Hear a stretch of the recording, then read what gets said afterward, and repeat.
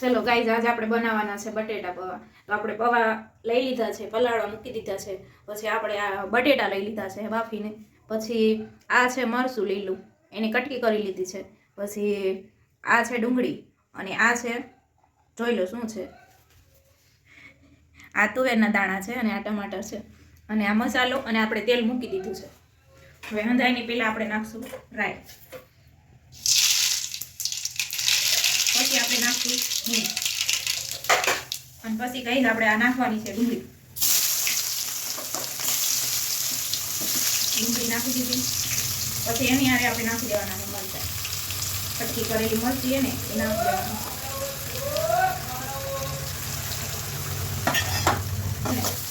પાકવા દેશું.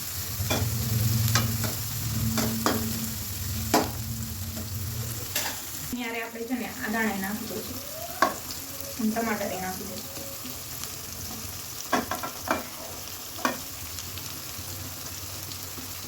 બટેટા આપણે પછી નાખશું, કારણ કે આપણે બાફી લીધા છે એટલે એને કઈ આપણે ચડવવાની જરૂર નથી.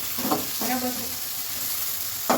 હવે પાસે જેટલા મસાલા અવેલેબલ છે એ પ્રમાણે આપણે બનાવી લેવાનું છે. એવું નથી કે આપણે બહુ બધી વસ્તુ જોઈએ, આપણે ઘરમાં જે અવેલેબલ છે એમાંથી આપણે બનાવી શકીશું. હિંગ નાખશું, પછી આપણે એમાં નાખશું મીઠું, નાખશું સ્વાદ પ્રમાણે. પછી આપણે એમાં નાખશું જીરું ખાંડેલું, આખું નહીં નાખવી, એટલે ખાંડેલું નાખી દઉં. બરાબર છે. પછી આને પાકવા દેવું થોડીક વાર.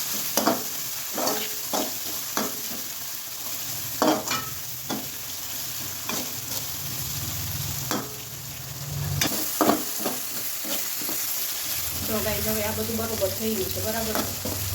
હવે આપણે એમાં નાખી દેવું બટેટા. બટેટા એડ કરી દેવાના છે.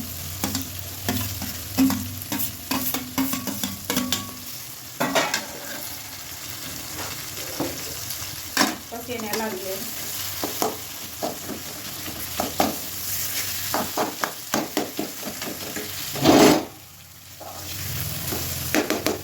બધું મિક્સ કરી દેવાનું.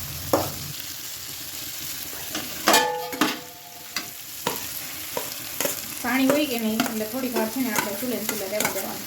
આપણે બધું પડી ગયું.